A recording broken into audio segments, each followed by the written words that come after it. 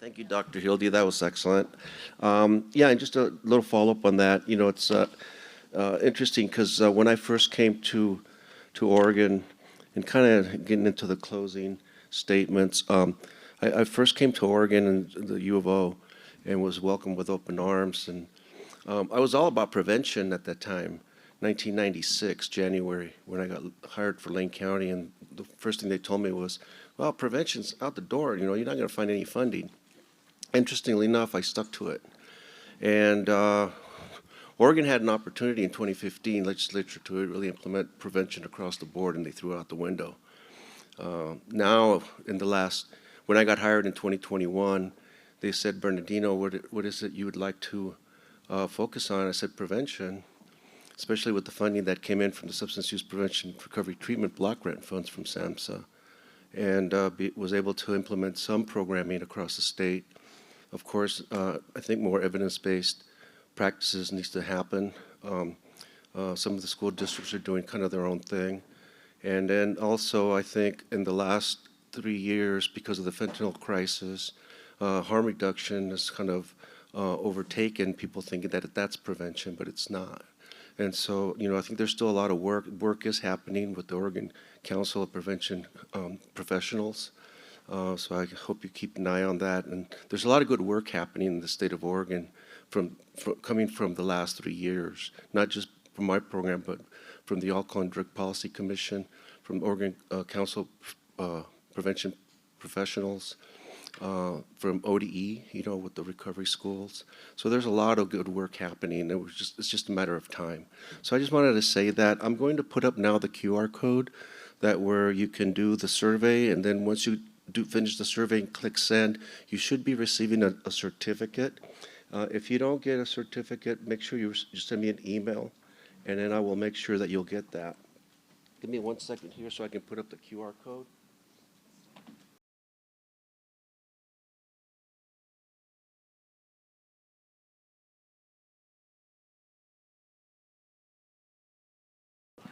And then if somebody can just confirm that it worked for you, it worked? Okay, great.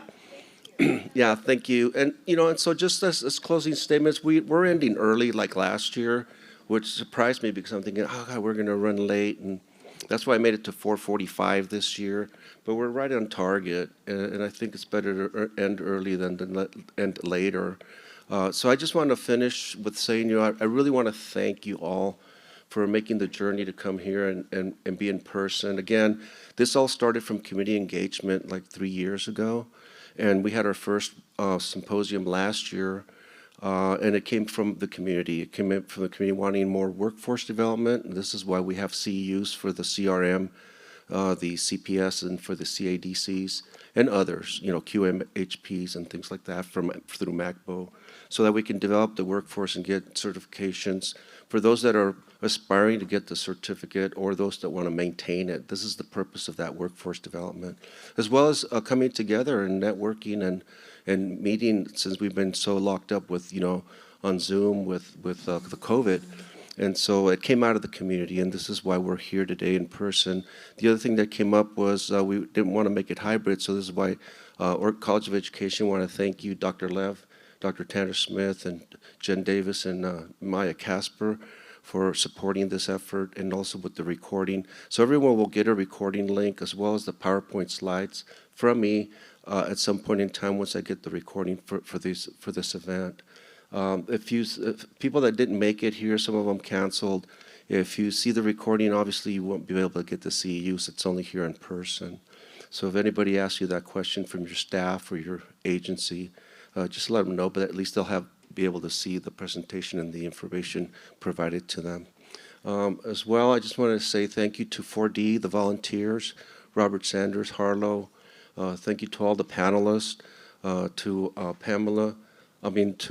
Pam Pierce from Community Living Above, the director of that, with the panelists. They were great, on prevention.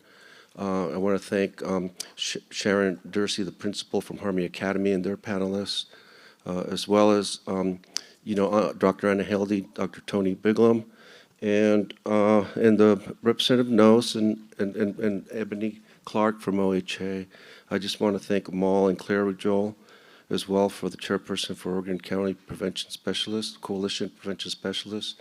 And then I have to say this, I'm so sorry, but I'm just so proud because my daughter is graduating with a master's here in the winter season from U of O.